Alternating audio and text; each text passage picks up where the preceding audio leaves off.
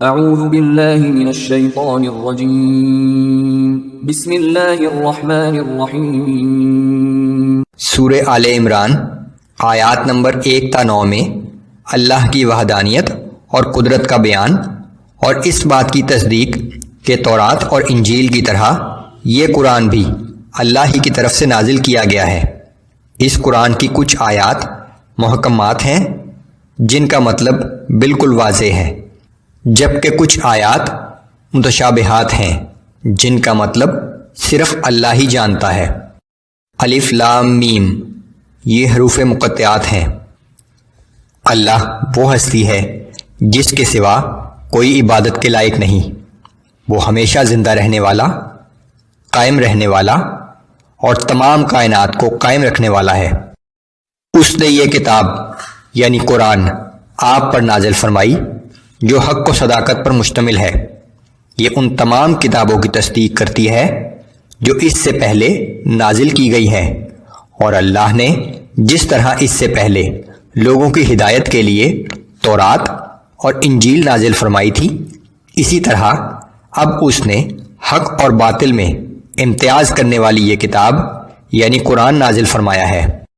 اور بے شک جو لوگ اللہ کی آیات کا انکار کرتے ہیں ان کے لیے سخت عذاب ہے، اور وہ جان لیں کہ اللہ ہر چیز پر غالب اور سخت انتقام لینے والا ہے۔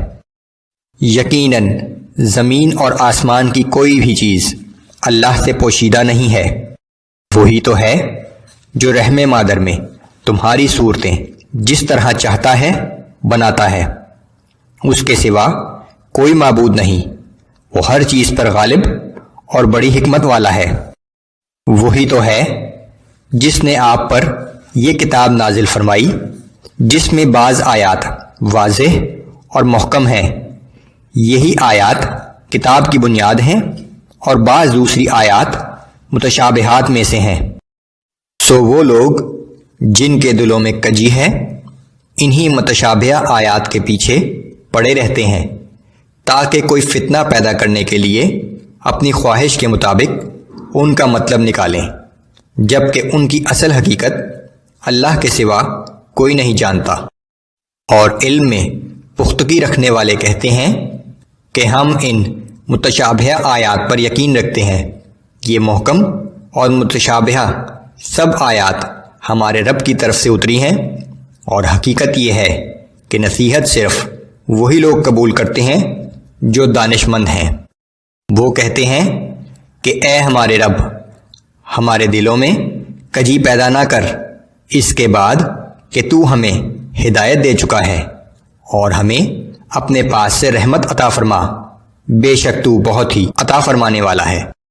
اے ہمارے رب، بے شک تو ایک دن سب لوگوں کو جمع کرے گا جس دن کے آنے میں کوئی شک نہیں، یقیناً اللہ اپنے وعدے کی خلاف ورزی نہیں کرتا۔